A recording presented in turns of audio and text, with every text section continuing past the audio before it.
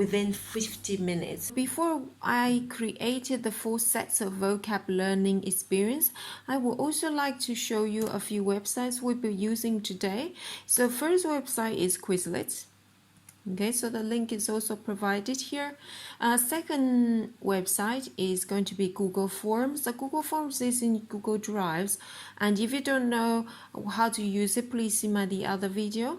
And the last one is Gimkit, which is recommended by the really lovely colleague. Thank him for that. All right. So after we have finished the video today, you will have see all the activities that I've shown here. Then it should be actually having enough time for students to finish it. All right. So let's get down to it. So first of all, we are going to start with Quizlet. So on Quizlet, the good thing is on Quizlet, there are a lot of ready-made stat cards. So today I want to actually learn about chapter 5, XSO Chinese chapter 5, which is about room and places. So I already pre-selected is this one. Okay, it has 40 terms. All right, so this I will first of all, you know, on Quizlet there are a lot of great functions. So first of all, I would like to print this, okay, and print this, open a PDF, and save this into my folder. Okay, so anyway, as you can see, I already saved it here. So I already got it here. Okay, save it in here. So it looks really clear. So the first activity I will ask the students to do is actually to write down the vocab in their exercise book. They need to write down the pinyin, the English and Chinese. I think the good practice for the online learning is also you have the reference. So what the document is called, sometimes you can even number them. So for example, the first document they need is number 1, and the second document they need is number 2, and so on. Okay, and afterwards I will ask them to go on to Quizlet and play. I think it will be really helpful if you give them like specific games or specific function they should use. So I specifically choose a spell and match because I think that is a more solid vocab learning. Obviously you can choose other things, but this will be linked to what I'm going to do next as well. Okay, so if I show you Quizlet quickly again, so you can see the spell is that you will just type what you hear. So actually the students can also practice the listening as well. Okay, yeah, okay. But obviously I would suggest actually it's the character to pinyin or the pinyin to character rather than pinyin and character and English, because that would be far too easy. All right, okay, so now we've done this, and then we will also play match, okay, because I also find match is slightly more challenging, yeah, because it's kind of like they need to recognize the characters, because our main point here is for them to try to recognize the characters. So for example, they have the chair, 椅子, okay, the bookcase, 书柜, and things like that. I would like to then challenge them to go on to do the quiz on Google Forms. Now, this quiz is actually created also on Quizlet. And usually what I do is because I'm going to basically put it in the Google Forms, so I don't want to make it too complicated, you see. So I'm going to just do English to Chinese or you can do the other way around, Chinese to English, okay? And in the option, you can choose how many questions you want it to be.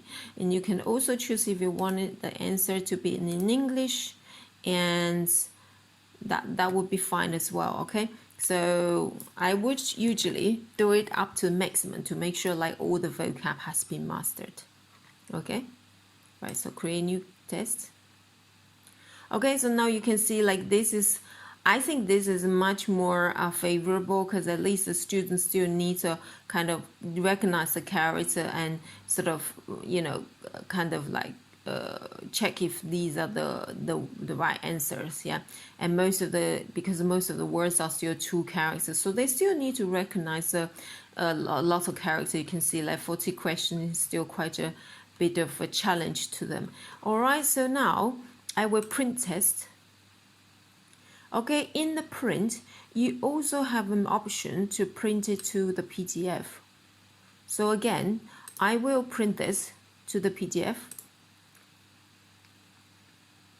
And then you can whatever save the name. Okay, so again, I pre-save it here. So I got it here as well. So you can see my test is here already. Yeah, so you can see that. Now I'm going to use this Quizlet as a base, and I'm going to create a Google Forms, which is based on this quiz. Now this is really easy, because once you have the multiple choice, it's really easy to make a Google quiz. So in OneDrive, you're going to create the Google quiz, okay, the Google Forms. We're going to create a quiz. All right, so again, setting, you need to put the quizzes, make this a quiz, save, and then now you can just type in. So for example, the number 1. So here is really easy. And as what I showed you before in other videos, you can make each question require and also make a shuffle option order. That means every student is getting the different questions, like different answers in different order, so they don't cheat, so they can't just copy each other, yeah. And just for being quick, we can just make it, the first one is A, second is B,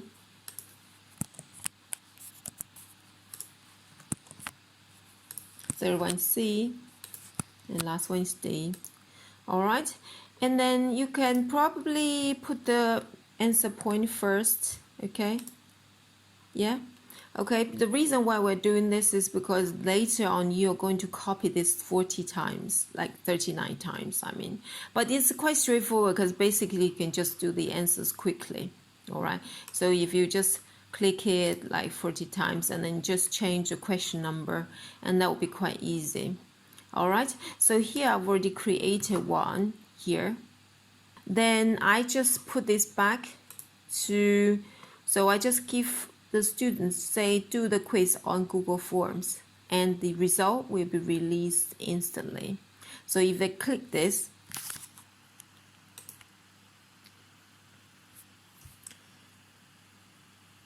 then they will go to the page I just created. And you can see like the form here, you actually have their email address and name first, and after they go to the next page. Okay, so that's just, let me just type in mine, and next page. And then you see like you will already see like the order has been scrambled, so they are all different, yeah. So you see like they're all different, so they have to, let's look at the question first. So they have to actually check the question and then go back to the form and to see which one is the answer. So this is actually not very easy. And I also put it here. I said like based on the time the test release, please check the test for the questions. Please try to do this without textbook. Obviously, I won't really know if someone is doing it with a book, but obviously the idea is hopefully they will try to do it on their own and actually improve their understanding. But even with the checking like back and forth, it still takes some time, you know. So if they're even using their reference, that would take more time. So it is still a good, really good some kind of time spent on learning the vocab. Okay, 40 questions. Okay, great. And then if you submit it, Okay, let me now show you when someone submitted. I already got some people who submitted and got the answer. Okay.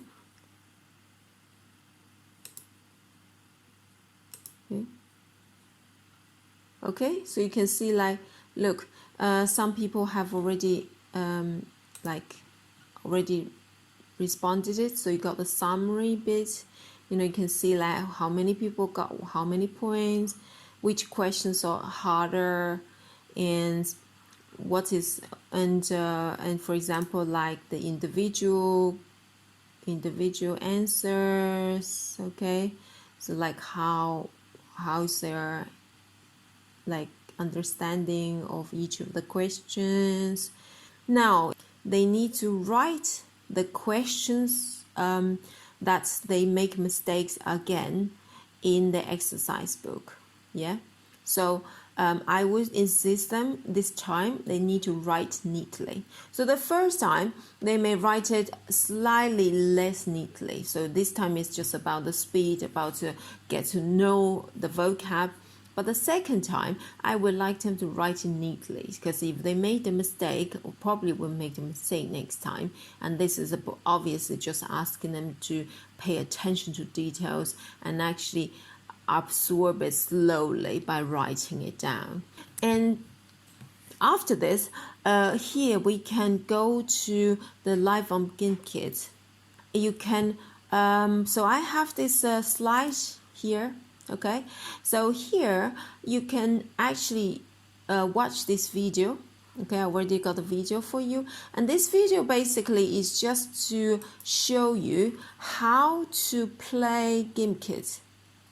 Because the reason why Gimkit is really interesting is because it has a lot of different modes of game playing, and it also kind of is like a bit like a casino. Like you need to bet your money on it, and then you need to. So it has quite a lot of different features. Obviously, after this, then students will then they can play Gimkit live. You can see like I already created like a game, yeah. And the good thing about Gimkit is also you can just import what is in the Quizlet, and you can make it become like this. So see, I can actually export from Quizlet, but I intentionally take it off the pinyin. So this time they really have to practice like the characters versus the English meaning. Yeah, so you can also flip the question and answer, it doesn't matter. And so now you see the question and answer, I intentionally also make it like a text input, so it becomes like much harder. It's not that easy. Yeah, so you can see a lot of them are text input. Some of them are harder, so I make it like the multiple choices, because before I've already asked them to play the spell and match game. So I think it is only appropriate if I actually made the game slightly more challenging now. So now you can also see the good thing is after the whole round of practice from Quizlet, from the quiz test via Google Forms, and from this Gimkit, you can see like the reply rate is very high. You can see like, look, and this is like under the live conditions, so they basically have to race against each other. They don't even have a lot of time to look at their vocab. Yeah, you can see like these the ones that they actually make mistakes are harder. Yeah, and the ones it's easier, they all made it right. Yeah, so I can see like I think this will be like a really great way to learn the vocab and actually remember the vocab for the next time. Okay, so now just go back to show you again. So our plan is write down the vocab in their exercise book. Then after that, we go on the Quizlet to play spell and match. And then they can do the quiz on Google Forms. The forms will be released instantly. After that, they will then write, after it's released instantly, they just write their mistakes again and write neatly. And the last thing is they will play the live game on Gimkit.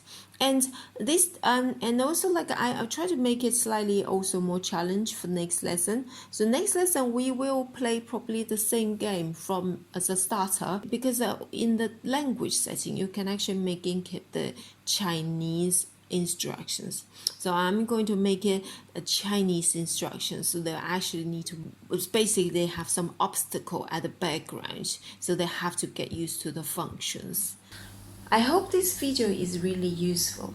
If you like other online teaching ideas, you can watch the playlists of online teaching.